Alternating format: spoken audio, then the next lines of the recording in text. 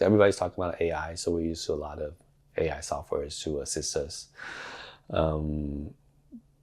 Especially the pre-production stage, as I mentioned earlier with the ChatGPT, and then you can maybe help you just kind of, get your idea a little bit more focused.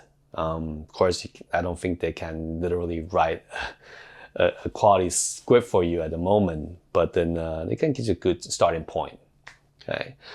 And with ChatGPT 4.0, I think you can also generate some images, but there's also other programs that you can, type in prompts and generate images, and those images can help you with the pitch as well.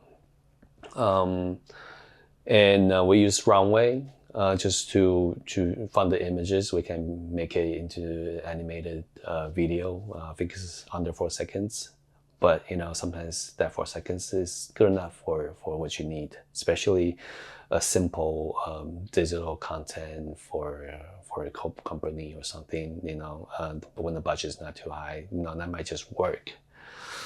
And we're constantly learning it.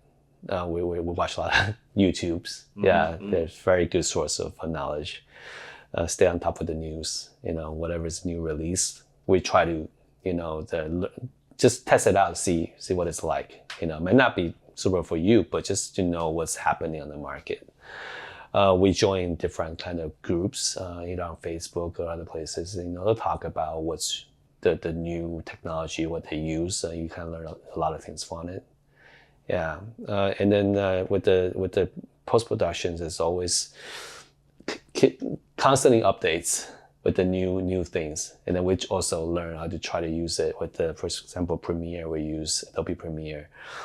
I think they update it every 2 days. Yeah, that's impressive. Yeah. Subscription is expensive, but it's kind of worth it. Yeah, especially these days. But back in the days, they probably do it like every month. And now they do it like every 2 days. You use it today, and then 2 days later, you say, oh, they have this new function. They can just give you crystal clear voice and just remove the background noise. Like, oh, wow, like with a simple click. And why not? Back in the days, we had to send this to a recording studio to help us with that. See, that's where you can save your cost on certain things or even efficiencies.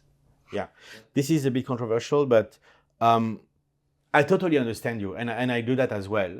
But there's also, like, for instance, like cleaning audio. I used to work with friends who have like sound studios, and that was a little bit of income for them.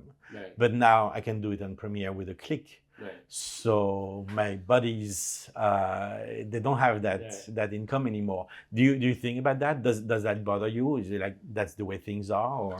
It doesn't bother me. I feel like this is just a part of the progress. I mean, if it happens to them, it could happen to us anytime. I think we just have to adapt to it. Just like then, they have to find a way to adapt it to it too. I mean, we have clients that uses AI generated VO.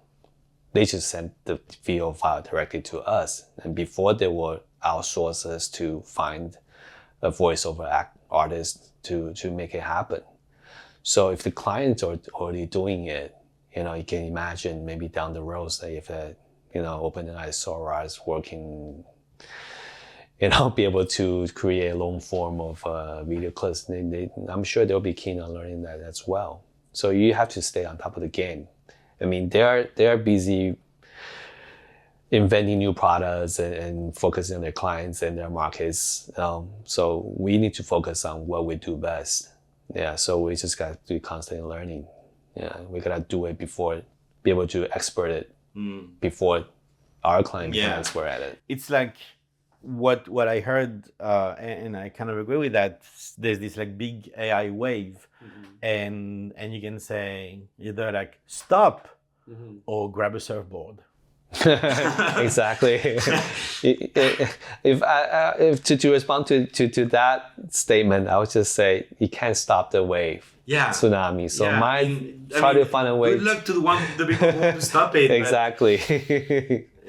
Again, it's not like happily merrily. I do feel for my like voiceover friends or sound studio friends and yeah, like Sora is not there yet. Maybe it will be, and then we'll be on the line. And it's not like, oh, I don't care, it's not me now. It's not my problem yet, so it's not my problem at all. It is part of our problem, but we can't focus all our energy on fighting AI, and because there's no fighting it, the genie is out of the box. We can't put it back in. But yeah, like you said, like adapting, finding solutions.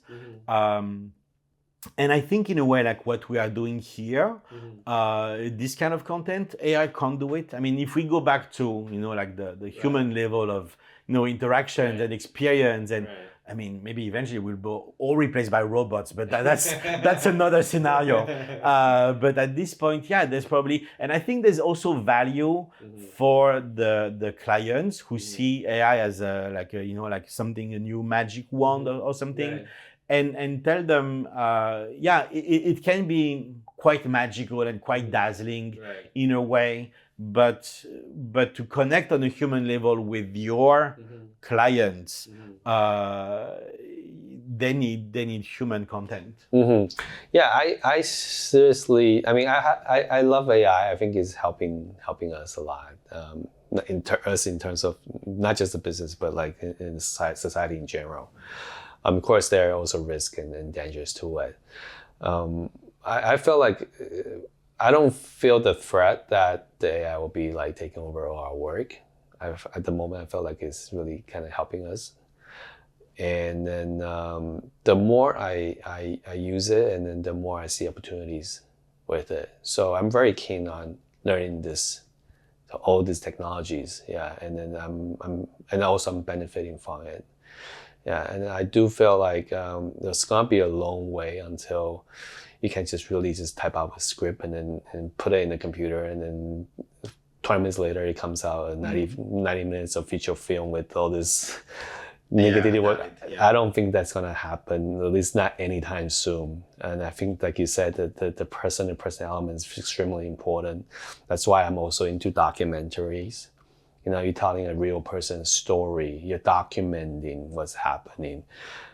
Why do I want a fake person or a computerized person in there? But you can have a little bit of AI to help you to fix the things here and there.